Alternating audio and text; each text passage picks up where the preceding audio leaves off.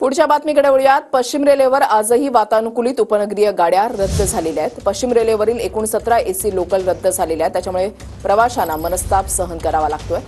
वातानुकूलित लोकलचं तिकीट मात्र सामान्य लोकलमधून प्रवास करण्याची नामुष्की आता प्रवाशांवर ओढवली आहे। आढावा घेतलेला आहे आमच्या प्रतिनिधींनी, पाहूयात।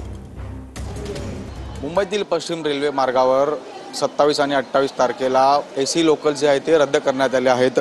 खरं तर याच मार्गावरती 27 आणि 28 मार्चला 17 एसी लोकल्स जे आहेत ते रद्द करून सामान्य लोकल जे आहेत ते चालवण्यात येणार आहेत। पश्चिम रेल्वेवरील एसी लोकलमधून प्रवास करणाऱ्या प्रवाशांची गर्दी तरी आपल्याला वाढताना दिसत आली असली, त्यामुळे आता एसी लोकल जे आहेत ते त्याच्या मागण्यासुद्धा वाढत आहेत। आपण जर पाहिलं तर याच मागण्यांची दखल घेत रेल्वे प्रशासनाने 27 नोव्हेंबर 2024 ला 13 अतिरिक्त एसी लोकल जे आहेत ते सुरू केलं होतं। मात्र आता अचानक पद्धतीनेच या संपूर्ण एसी लोकल ज्या रद्द केल्यामुळे प्रवाशांचे हाल जे आहेत ते होताना आपल्याला पाहायला मिळत आहे।